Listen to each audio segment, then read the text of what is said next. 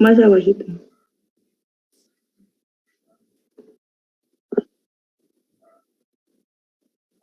Más abajo, más abajo. Arriba, no. En la, arriba. Otra. Otras dos. En la 47. No, 46. Ajá, dale ahí. Bueno, ya para continuar, como nos había comentado el doctor el día de ayer, pues hay muchos datos que no siempre son iguales, que todos los tórax pues tienen características distintas. Entonces, el ensanchamiento mediastinal es un dato que nos puede ayudar en cuanto a las patologías. Este está definido como un aumento como tal del diámetro transverso del mediastino de más de 8 centímetros. Esto medido a la altura del arco aórtico y es uno de los signos más frecuentes de enfermedad mediastinal. Este se va a presentar aproximadamente en el 77% de los pacientes con lesiones mediastinales. Entonces, pues es un dato importante cuando tengamos algún paciente con este tipo de patologías. Y de ahí, pues, importancia funcional, ya que se trata de una zona de paso de aire, sangre, alimentos, y se encuentra íntimamente comunicada con el cuello. Entonces, pues también de este modo, hay patologías de cuello que pueden reflejarse en el mediastino y al revés. Incluso pueden llegar al abdomen a través de los pilares diafragmáticos. Entonces, es importante que tengamos en cuenta este dato radiográfico. Y como podemos observar en la imagen, pues ya tenemos el literal ensanchamiento mediastinal y podemos observar el engrosamiento de las bandas paratraqueales y bueno, va a estar predominantemente sobre la banda derecha. Y esto nos sugiere una enfermedad de mediastino medio. La siguiente, por favor.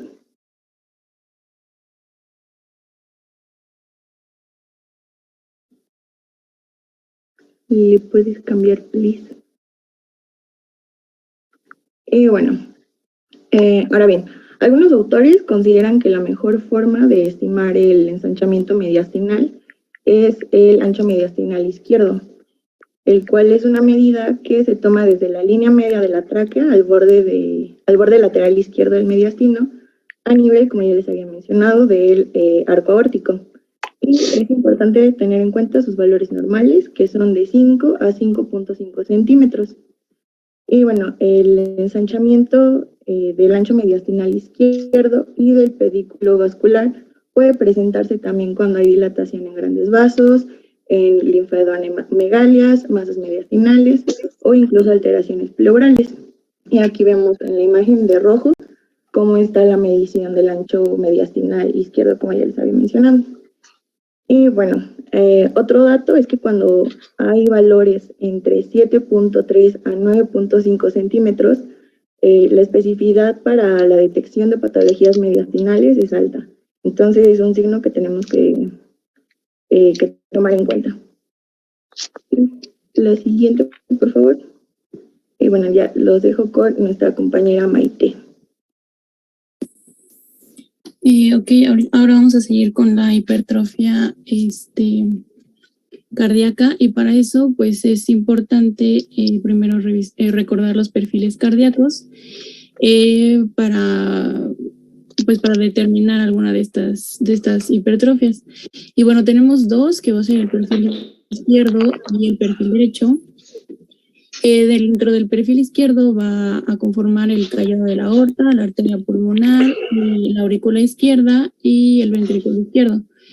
Y dentro del perfil derecho, la vena cava superior, la aorta ascendente y la aurícula derecha. Después de la primera hipertrofia es que la punta cardíaca, en vez de descender, va a ascender, va a estar como hacia arriba, y ese es un signo que le llama, bueno, que adopta más una forma de como de bota, como la punta se va hacia arriba, pues adopta una forma de bota. Y también, bueno, el tercero es la hipertensión pulmonar con prominencia del arco de la pulmonar. Aquí está en el número 3 de la imagen. En el número 3 se puede ver como como tenemos una prominencia del arco de la arteria pulmonar. ¿Puedes pasar, por favor? Y bueno, aquí en la primera radiografía, en la A, la radiografía muestra la elevación se ve diferente a la otra, de la primera se veía hacia abajo, y aquí claramente se ve cómo la punta se hace hacia arriba, y bueno, esta es una característica de la dilatación ventricular derecha. Y en la radiografía lateral, observamos que la región retroesternal está más opacificada de lo habitual, y esto pues es por la dilatación del ventrículo derecho. Aquí las patologías en las que se presentan más, pues es en la valvulopatía pulmonar o en la hipertensión pulmonar de larga evolución. ¿Me puedes pasar, por favor? Y bueno, después tenemos a la hipertrofia auricular izquierda. Esta hipertrofia va a crecer en todas las direcciones, es como más general. Y vamos a tener varios signos que nos van a hacer pues sospechar de alguna hipertrofia auricular izquierda. Es importante recalcar que no siempre se van a presentar pues todos, o a veces incluso nada más alguno, pero pues es importante pues conocerlos. El primero va a ser el signo del doble contorno de la aurícula derecha. Como les decía, no siempre se va a ver, pero cuando se ve pues es como un signo muy, muy, muy específico. El segundo va a ser, el segundo va a estar sujeto al primero. O sea, si no se presenta el primero, pues no se va a presentar el segundo. Pero va a ser un signo que se va a tomar del punto más lateral, aquí en la flechita se ve, del más lateral del contorno de la aurícula izquierda hasta el punto central del bronquio principal izquierdo. Se va a tomar esa medida y pues si es mayor a 7 centímetros, pues va a ser un signo de que, más probable de que sea hipertrofia auricular izquierda. Luego tenemos el tercero, que va a ser la elevación del bronquio principal izquierdo. Esto va a ser pues por el mismo desplazamiento que genera el cambio hipertrófico a nivel de la aurícula izquierda, pues va a haber una elevación. Y por ende también, o sea, porque pasa eso, se va a elevar, va a generar un cambio en el ángulo de la carina, que es en la tercera imagen que está aquí abajo, la primera va a generar un cambio del ángulo de la carina, y cuando aumenta a más de 90 grados, pues igual va a ser va a ser patológico. Y bueno, el cuarto es el del escape, se llama escape atrial, y ya va a ser en casos ya que están muy avanzados, porque ya no se va a ver el signo del doble contorno, el que les mencionaba primero. Ya va a sobrepasar ese y va a rebasar el contorno de la aurícula derecha, y pues ya no se va a notar ni siquiera el primero. ¿Ya puedes pasar, por favor? Y bueno, aquí tenemos dos radiografías. En la primera, pues se muestra la convexidad del borde cardíaco izquierdo por la hipertrofia de la orejuela auricular izquierda. Y en la B, aquí podemos observar el signo de signo de densidad doble de hipertrofia auricular izquierda, que esta va a corresponder a la superposición de la sombra auricular derecha y la pared lateral derecha de la aurícula izquierda. Ahí es aquí donde está la flechita. Y esta patología va a ser más frecuente en la estenosis mitral y en la regurgitación mitral. Y bueno, por último tenemos a la hipertrofia auricular derecha. Algunos métodos para valorar el crecimiento, va a ser primero la distancia entre el borde más externo de la aurícula derecha y de la línea media. Aquí en la primera, bueno, en la radiografía se puede ver el borde más externo de la aurícula derecha, pues, bueno, va a ser de ahí y lo vamos a medir hasta la línea media. Aquí claramente se ve en la flechita azul. Y bueno, esta distancia no debe de ser superior a 5.5 centímetros o de lo contrario, pues va a indicar crecimiento anormal. Y en segunda, pues tenemos a la altura cardiovascular, que esta se va a componer de dos segmentos. El D, que va a ser la distancia entre la unión cabo-atrial superior y el borde superior del arco aórtico. Aquí está marcada la D. Y abajito va a ser la distancia entre la unión cabo-atrial y superior y el diafragma derecho. Esto se va a ir hacia abajo. Y cuando tenemos una hipertrofia, el segmento E va a ser considerablemente mayor que el segmento D. O sea, pues cuando se hipertrofia, obviamente la aurícula derecha se va a ir, pues, bueno, va a crecer y ya va a ser muchísimo más grande el segmento E que el D. ¿Lo puedes pasar, por favor? Y bueno, la hipertrofia de la aurícula derecha va a producir una sombra cardíaca derecha prominentemente llamativa. Aquí está donde se ve la flechita, pues claramente se ve la diferencia. Y bueno, esta va a ser más frecuente en pacientes con valvulopatía tricúspide, con hipertensión pulmonar e insuficiencia cardíaca derecha. Y bueno, después tenemos a los aneurismas vasculares. Estos van a ser una dilatación del tronco de la arteria pulmonar y pueden aumentar el tamaño iliar. Un hallazgo este es un hallazgo frecuente en pacientes con hipertensión pulmonar. Bueno, aquí se ve con naranja lo de la dilatación del tronco de las arterias pulmonares. Y bueno, después tenemos al edema pulmonar, que va a ser el exceso de líquido en los pulmones. Las causas principales, bueno, la más frecuente es el cardiógeno, que es la insuficiencia cardíaca. Esa va a ser la más frecuente.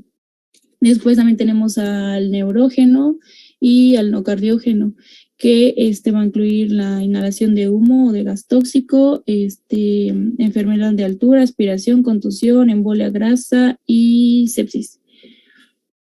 ¿Le puedes pasar? Y bueno, vamos a hablar del más frecuente, que es el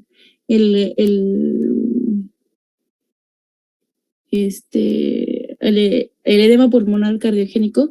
Y bueno, aquí los principales signos radiográficos. El primero va a ser pues la redistribución vascular, que va a ser el aumento de tamaño de los vasos en los lóbulos superiores. Líneas B de Kerley, que es en el edema intersticial. Estas líneas se pueden ver aquí en la segunda radiografía, la de abajo, donde está la flecha. También congestión vascular, infiltrado peribronquial central, afectación alveolar, que es conocido como alas de mariposa, y bueno, el sexto, derrames pleurales, que son habitualmente bilaterales y de tamaño simétrico. Y bueno, por último vamos a tener a los traumatismos. Bueno, aquí todos los traumatismos van a incluir la caja torácica, el corazón, grandes vasos intratorácicos y el resto de estructuras mediastínicas. Las radiografías nos permiten alguna evaluación rápida de la presencia de neumotórax, de derrame pleural, de algún hematoma mediastínico o de contusión pulmonar. Y bueno, la fractura costal va a ser la lesión torácica cerrada más frecuente. Aquí esta radiografía es de un paciente de un accidente de moto. Y bueno, aquí nos muestra una fractura de la clavícula derecha, que es en la flecha negrita.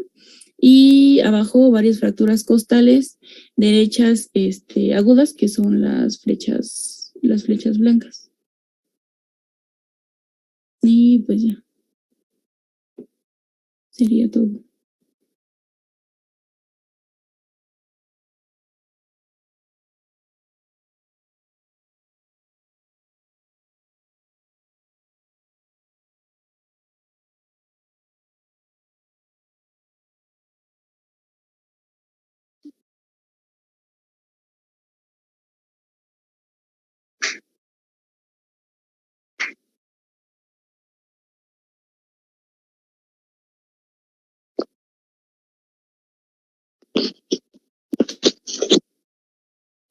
Creo que,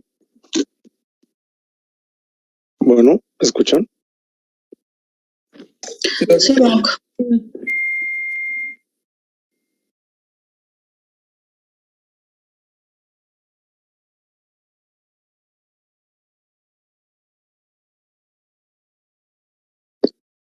¿No hay comentarios?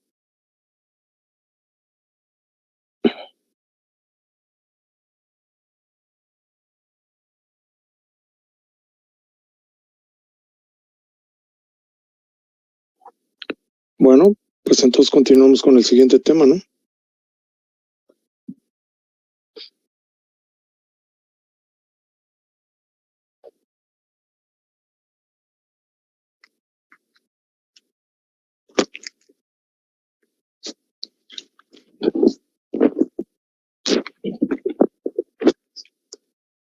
¿Puedes dejar la primera lámina, por favor?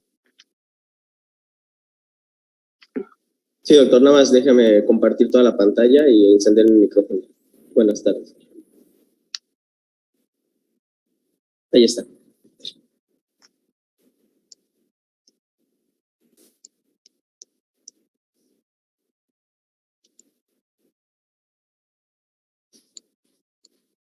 Ya, podemos continuar. Déjame, es que estoy anotando los nombres, doctor. Ah, los nombres, ok.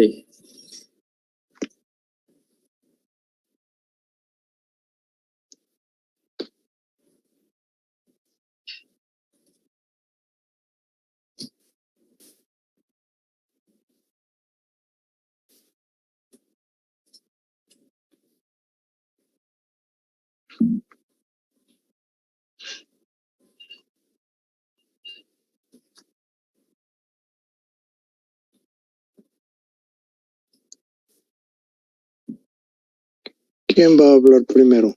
Yo, doctor. Roberto Alonso.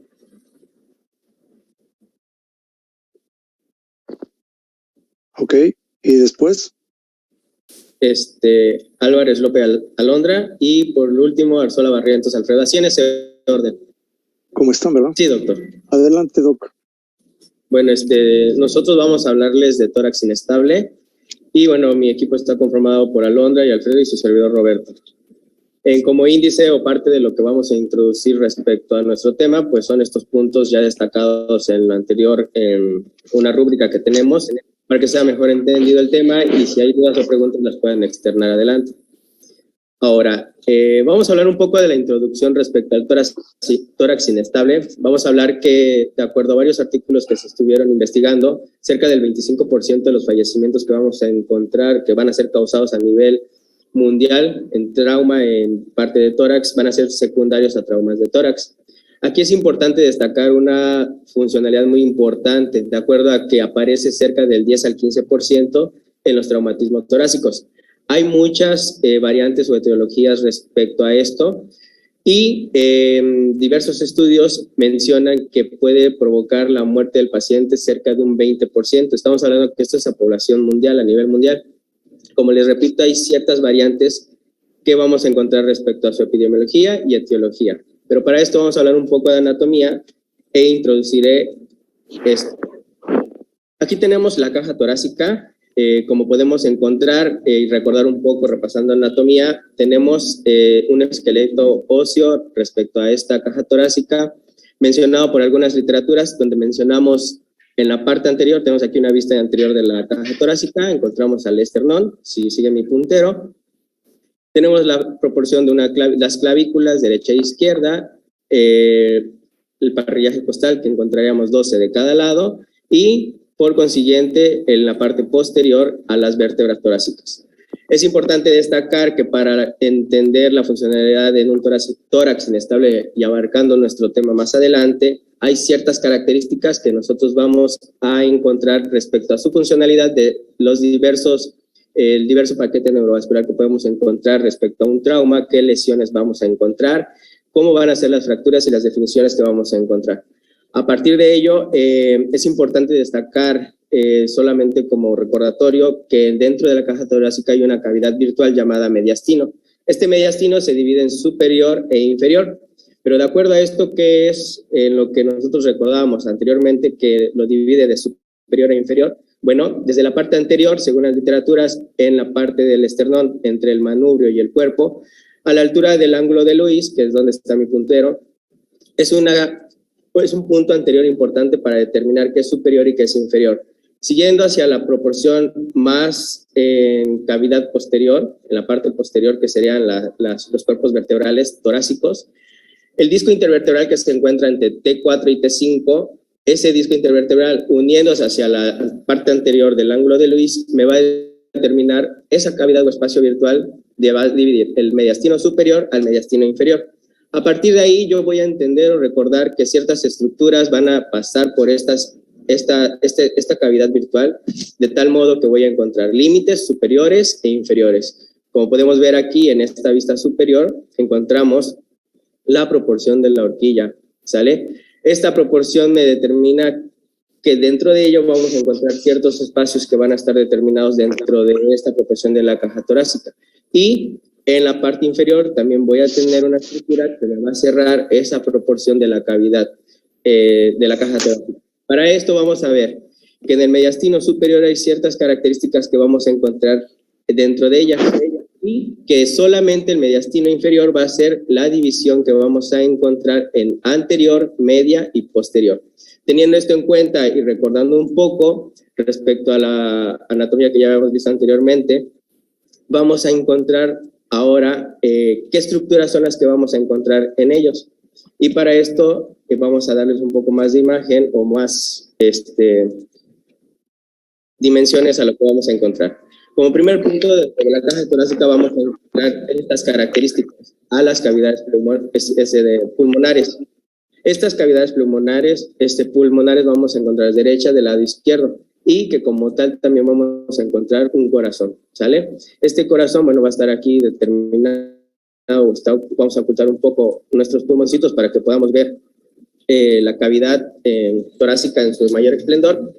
Y como se pueden dar cuenta, es muy importante nosotros saber qué estructuras vamos a encontrar, porque pues a partir de ello, si le vamos dando más estructura a esto, vamos a encontrar mucho mayor diversidad de ciertas estructuras que van a pasar.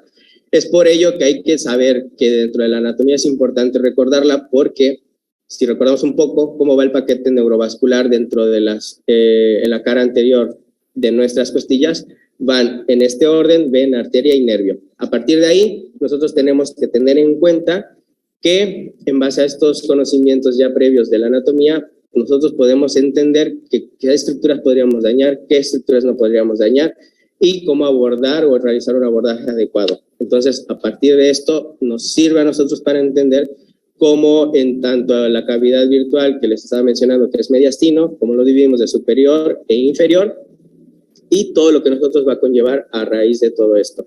Tenemos las estructuras en nuestro mediastino superior. Si yo oculto la parte del estómago, vamos a encontrar ciertas características haciendo un acercamiento acá. Doctor, te interrumpo. Sí. Creo que hay inquietud de todos los compañeros porque tu diapositiva sigue en el esqueleto óseo, en el tórax óseo. Ok. A ver. Creo que ya estás hablando de otras cosas. No, sí, es que como les presenté, A ver, voy a cambiar la presentación. Ya se ve esta presentación, ¿no? Bueno, es una lámina anatómica a Sí, colores. es lo que estaba hablando. Ok. Ok, bueno, nada más como repaso, esa es la cavidad torácica, lo que les estaba mencionando, dándole, pues, relleno a esta estructura anatómica, pues es esta parte, ¿no? Los pulmones, tenemos aquí la proporción de todo lo que vamos a encontrar dentro de la cavidad torácica y, pues, obviamente la proporción linfática. Es muy importante recordar que, sabiendo la proporción anatómica respecto a esto, vamos a encontrar ciertas estructuras que les estaba mencionando anteriormente, que van a ir dentro de la cavidad torácica. A partir de ahí, resumiendo lo anterior a qué es mediastino superior, qué es mediastino inferior, recuerda que el mediastino inferior se subdivide en anterior, medio y posterior. En esta vista lateral derecha de nuestra caja torácica, pues podemos encontrar la proporción más anterior y la proporción más posterior, recordando que el parrillaje costal que nos vamos encontrando desde la costilla 1 hasta la costilla 6-7, el diámetro se va haciendo más extenso, ¿sale?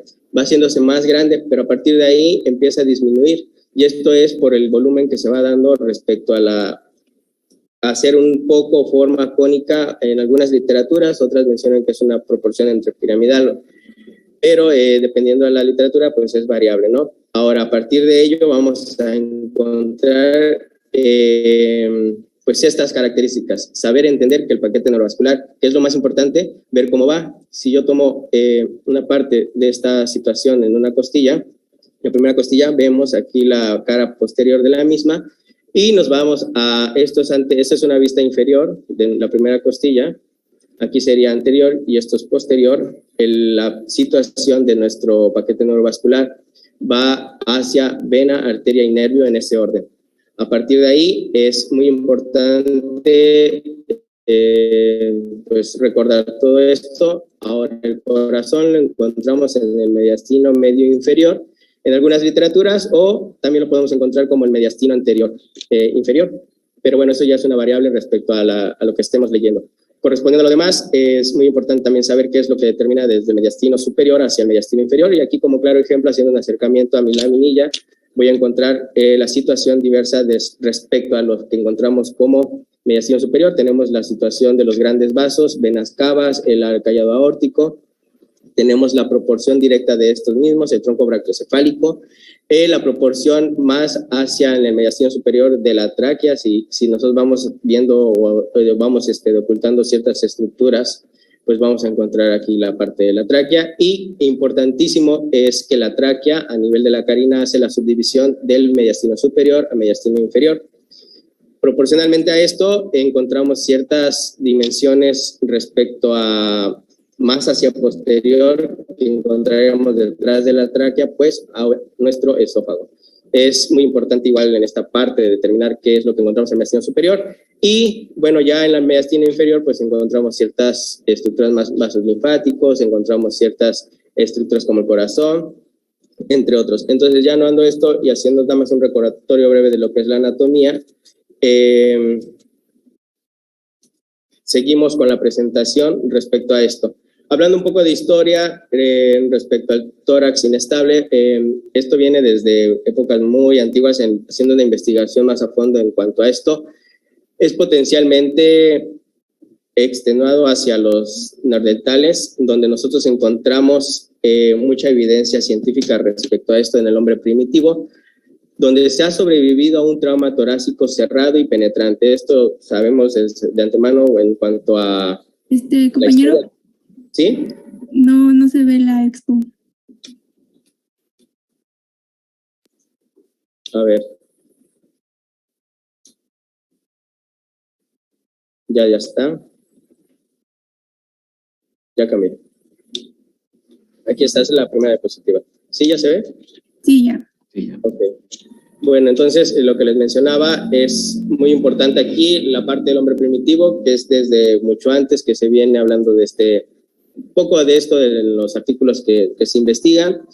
El hombre primitivo tiene estas características, bueno, respecto a que ya se sabe un poco de lo del trauma torácico cerrado penetrante, Y aquí tenemos una imagen de lo que se encuentra en un esqueleto de neandertales descubierto en una cueva de Shanida, en Irak. A partir de ahí se muestra una evidencia de cómo hay una curación en una herida penetrante a través de una novena costilla del lado izquierdo, ¿sí? Entonces, haciendo uso de nuestra imagen, el artículo menciona que alrededor de esta altura hay una herida penetrante hacia este lado. Sin embargo, en cuanto a la definición, hay ciertas muestras respecto a lo que vamos a encontrar como clasificar a este tórax inestable, y pues cada uno lleva un manejo tanto quirúrgico, cómo hacer el diagnóstico previo, entre otros. Pero bueno, esto es en cuanto a la historia, vemos que viene desde el hombre primitivo, y hay algo muy importante que en el papiro de Edwin Smith, escrito en la época de la Gran Pirámide, alrededor de los años 3000 a.C., dio instrucciones explícitas en cuanto a una gestión de una gran variedad de las lecciones del tórax. Aquí nos menciona algo muy importante, que en este papiro empiezan a ver ya un poco más escritos respecto a la cirugía, respecto a los tratamientos o a los abordamientos quirúrgicos, y que a partir de ahí lleva ciertas instrucciones ya un poco más modernas a comparación del hombre primitivo. Entonces vemos que a raíz, con el paso del tiempo, encontramos estos cambios extenuantes hacia ello. Y bueno, hablando un poco ya respecto a la Primera y Segunda Guerra Mundial, y posteriores a estas, se han realizado pues múltiples estudios que han determinado cuál es la verdadera fisiopatología del tórax inestable con la contunción pulmonar, que eso pues igual es otro tema, pero van ligados de la mano. Ahora, definiendo un poco y haciendo la sinonimia respecto a esto, encontramos que se le encuentra también llamado al tórax inestable como bolet torácico o File's chest. A partir de ahí, ¿cómo lo definimos? Como un segmento de la pared del tórax que pierde continuidad ósea con el resto de la caja torácica. Aquí hay algo muy importante, dice que hay una continuidad a partir de 3 o 4 costillas en un segmento donde hay un trauma respecto a él. ¿Qué es lo que está ocasionado por un fenómeno respecto a una continuidad, a una aceleración o desaceleración, a un golpe e inclusive por aplastamientos? Aquí hay algo muy importante que hay que recordar. Usando nuestra laminilla aquí del lado A, menciona que al momento de una inspiración, cuando hay un tórax inestable, lo que sucede es que hay un colapso de la caja torácica al momento de la inspiración. A comparación del lado B de nuestra imagen, en la expiración hay una expansión de nuestra caja torácica. Entonces, como podemos ver, respecto a la definición, encontramos la sinonimia, encontramos la proporción en cuanto a qué es lo que se define como un tórax inestable, como una fractura de 3 o 4 costillas con seguimientos en segmentos de casi en la misma longitud, pero lo que hace aquí muy importante es cómo es la caja torácica al momento de la inspiración. Si hay inspiración, se colapsa, y si hay expiración, se expande, ¿sale?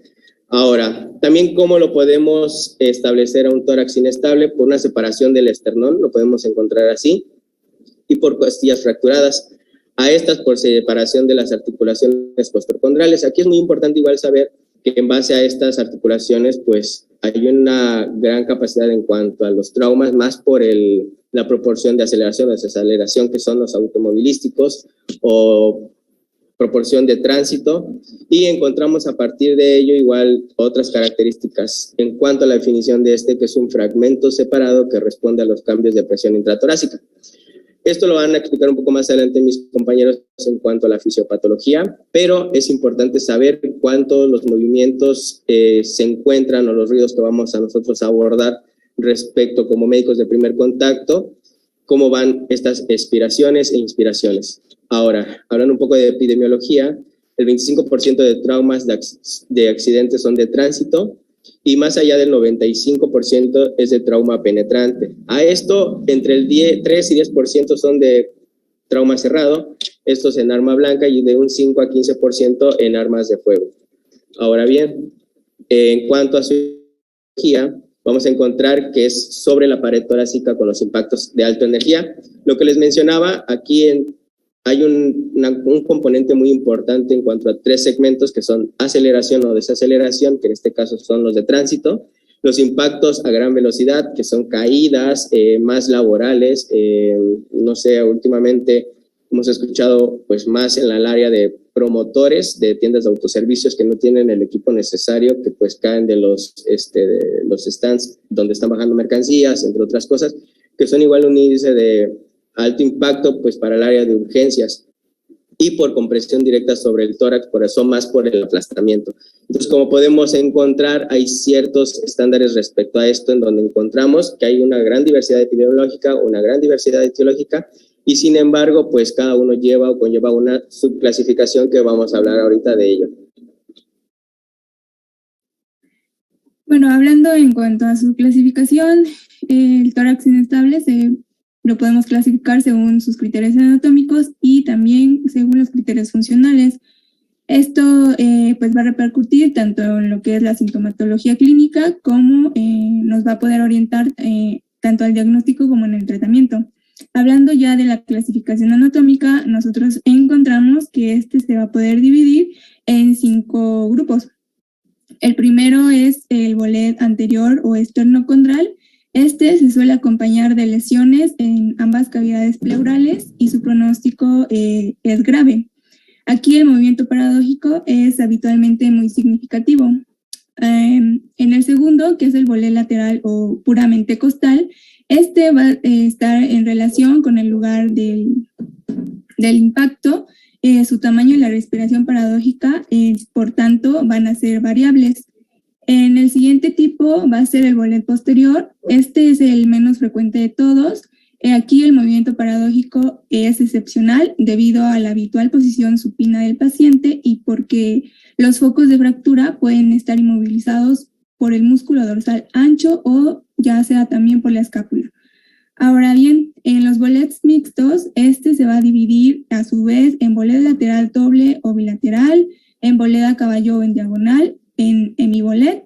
Aquí en el hemibolet el movimiento va a ser en charnela, que se produce en la articulación costovertebral. También en bolet en coraza o en bolet complejo, que también es conocido como tórax en cascanueces. Y por último tenemos la toracoplastía traumática, que se va a caracterizar por la ausencia del movimiento paradójico, pues las fracturas costales se encuentran impactadas. Siguiente.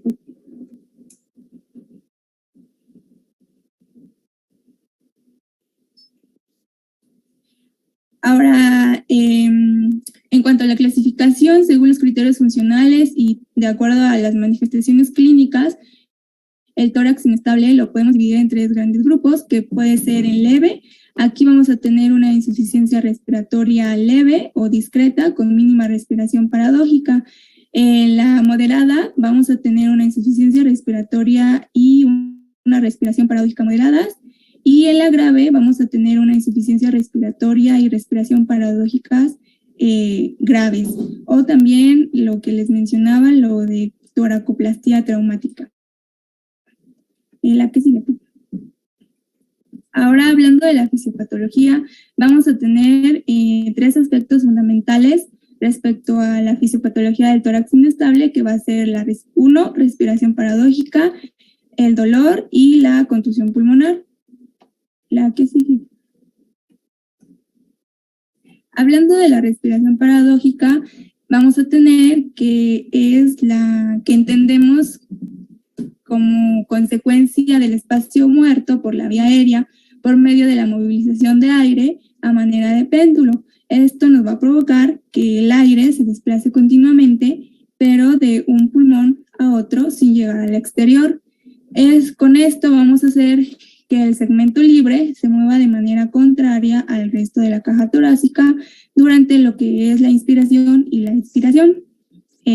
La siguiente, que más o menos ya se los había explicado mi compañero. Vamos a tener que en la inspiración la presión negativa intratorácica va a hacer que el segmento libre se colapse junto al pulmón del mismo lado.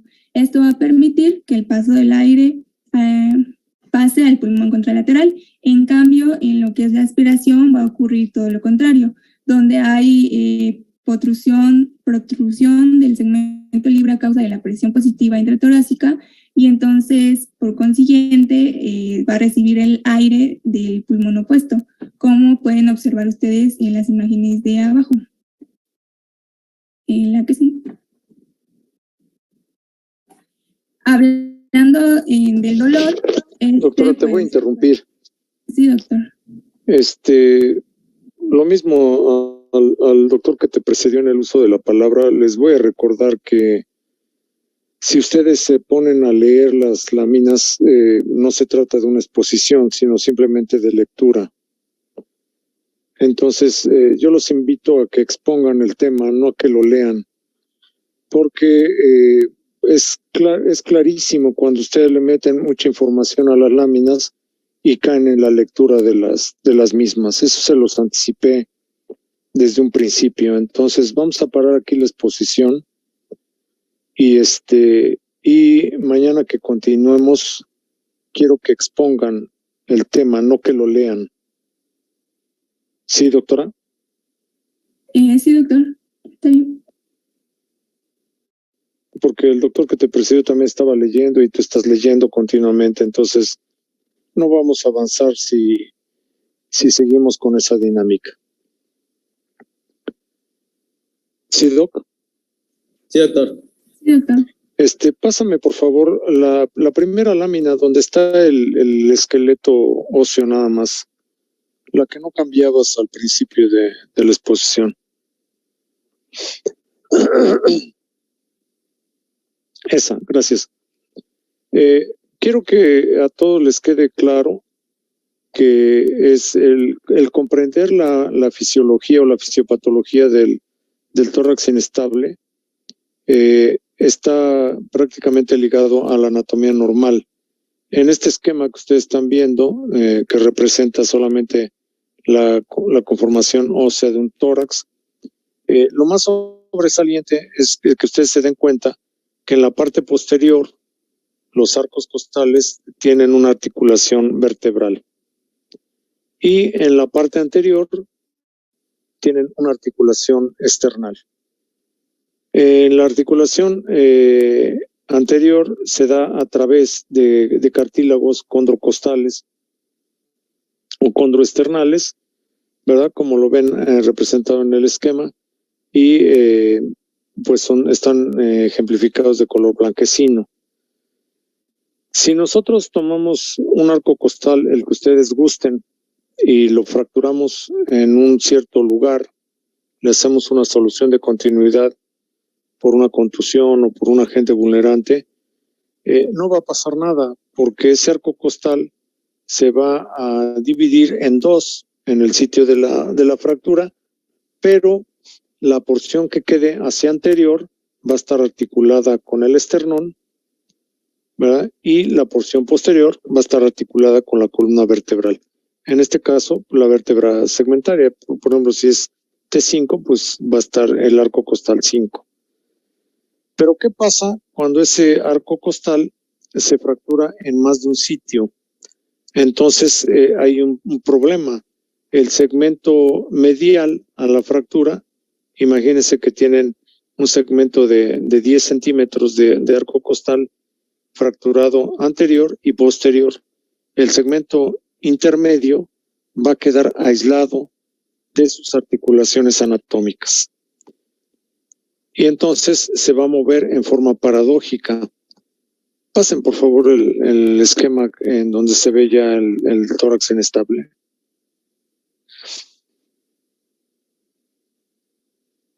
Ese, gracias. Si ustedes se fijan, en los dos esquemas, lo que tienen son 3 arcos costales fracturados, pero cada arco costal tiene más de un sitio de fractura. Entonces eso nos va a dejar un colgajo medial del medio, los fragmentos del medio, libres de la articulación tanto posterior en las vértebras como anterior en el esternón. Y entonces, cuando el paciente ejerce los movimientos respiratorios, va a hacer una respiración paradójica. ¿Qué quiere decir esto? Lo que estaba tratando de explicar nuestra compañera. Cuando el paciente inspira, todo el colgajo que se encuentra aislado de las articulaciones anatómicas se va a hundir dentro de la cavidad pleural, con la consiguiente complicación de que comprime el parénquima pulmonar tan amplio como sea el colgajo libre de la parrilla costal. Y cuando el paciente expira, que cede la presión negativa de la cavidad pleural, entonces el colgajo del bolet costal sale por fuera del perfil del resto de la parrilla costal, ocasionando con esto lo que mañana nos va a acabar de explicar la doctora, que es la alteración en el movimiento de los gases en el volumen circulante. Entonces, tengan en consideración en su mente el hecho de que el tórax inestable son más de 2 arcos costales fracturados en más de un sitio. El esquema, bueno, pues como su nombre lo dice, es esquemático, ponen 3 arcos costales fracturados en 2 sitios cada uno, pero en la vida real los pacientes llegan con a veces hasta con 10 arcos costales fracturados, y un arco costal de los 10 fracturados puede tener inclusive hasta 7 trazos de fractura, porque va a depender del agente vulnerante.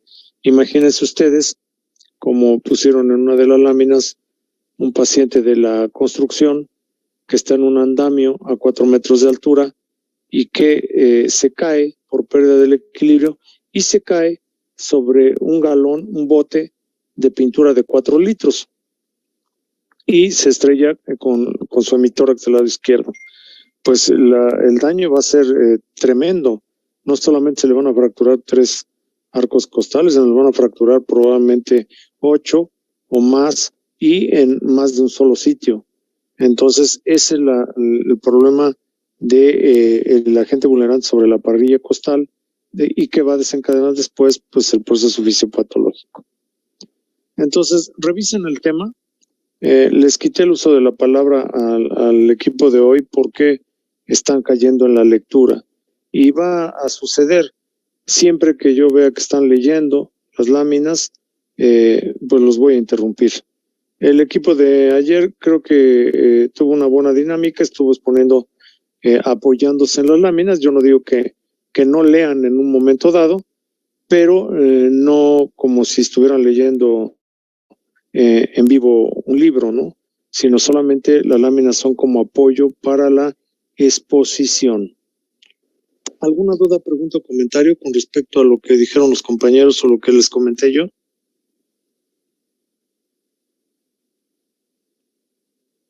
Doctora Martínez. Sí, cuando la compañera abordó la clasificación, mencionó el hemibolet y después dijo que había un movimiento en charnela. No, ¿cuál es ese movimiento?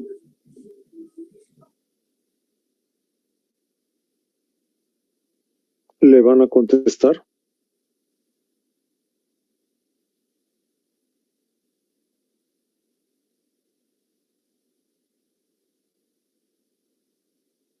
Doctora.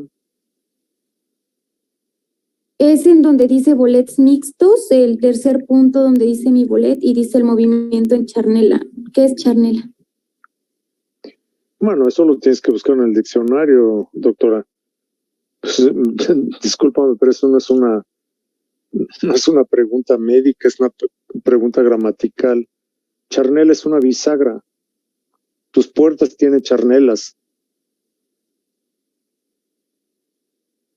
Ok, gracias, doctor. ¿Alguna pregunta o comentario que sea con algún aspecto clínico o médico?